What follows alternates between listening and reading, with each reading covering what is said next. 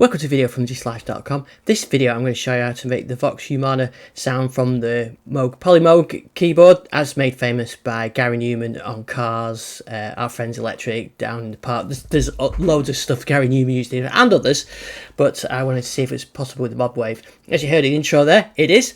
And this actually came from a comment on one of the other videos from Rebecca Turner.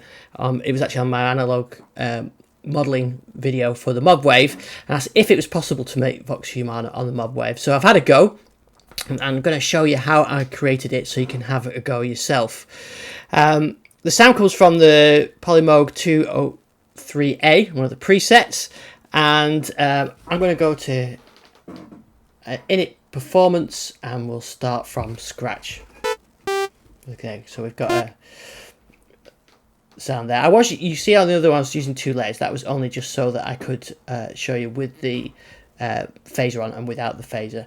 So first go to that single oscillator. So I think the first thing I'll do is I'll set up the envelopes. So if I go to the amp envelope, I'm going to set that to a slow in and a long release time. I'm actually controlling this from play this from the Modwave, but it's easy for me to capture the video from Modwave native. So let's maybe a bit more release. So that's probably okay for now. Now for this we're going to use the Polymoog, add two oscillators, and it uses the divide down technology, more like a string ensemble or based on an organ. But for the Modwave, we're going to use two LFOs. I'm going to use two different LFOs so that we can have the LFOs not running at the same time, because they have to be different. So let's go to oscillator 1. We're going to stick with a sawtooth for that one, and I'm going to apply some pitch modulation, and so I'm going to use LFO 1s. So depth of about 0.4. It's too slow at the moment. So if we go to the oscillator 1 envelope and oscillator 1 is speed, and I put this around 4. And I did this by ear, and I also used Cherry Audio's Polymoog emulator to really get exact copy as I could. So that's the first part. It sounds a bit weird on its own, but that should be okay. So now oscillator 2, and for oscillator 2 we want a PWM, pulse width modulation. So I'll choose the pulse width. I had to experiment with this one really. I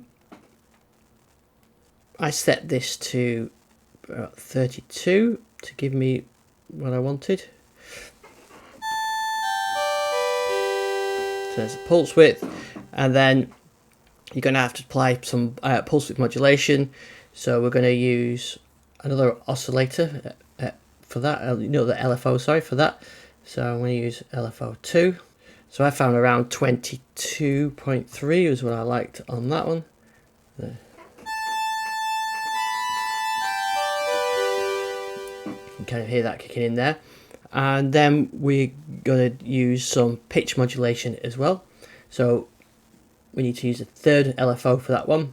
So we may as well use the pitch LFO. I'm not using it for anything else. And the pitch LFO, I want that about 0.3. And again, we need to change the speed of the pitch LFO. So I think I had that one down around 6.4, so it's quite fast actually. That like I said, I did this by comparing the different sound sources.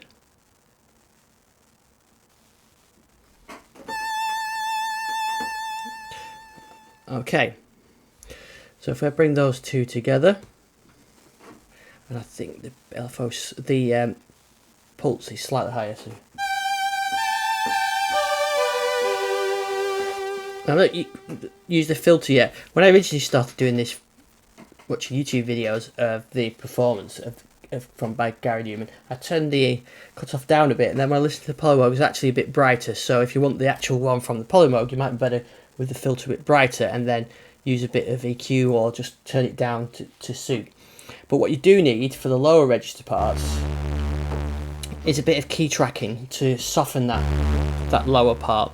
So I'm going to set the key tracking around 60. I found the Cherry Audio version didn't have much key tracking on it, but when I listened to people playing actual Polymoog, it did.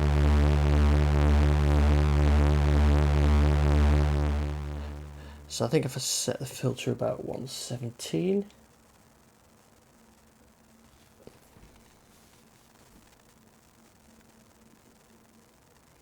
I also changed it to an MS-20 type filter.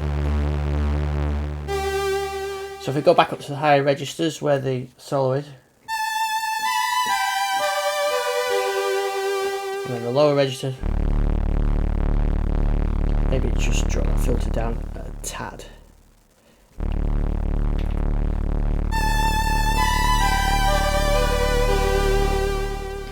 Okay. So that's really that element done. Now you can apply some effects onto there. So you can put a bit of compression. I'm going to put a bit of reverb on it as well. I don't know whether we need any delay. I'll put a little bit. Let's have a listen.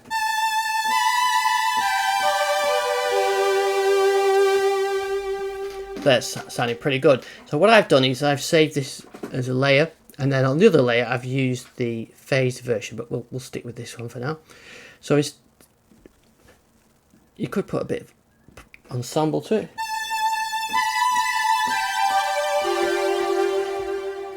Or if you want the end section, use the orange phaser.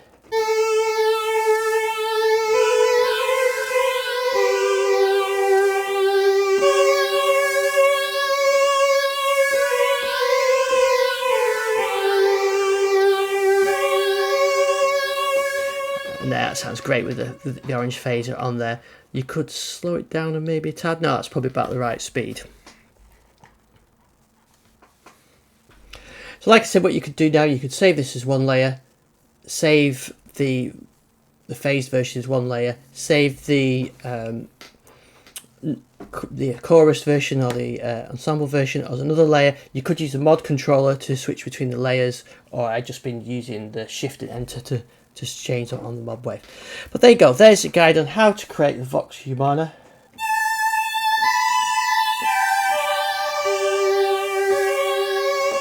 So there's Vox Humana on the Modwave. Pretty simple really, it's quite fun to do. Thanks Rebecca for sending that question in. If you've got any more challenges for the Modwave, let me know, and keep the comments coming. Thanks for watching.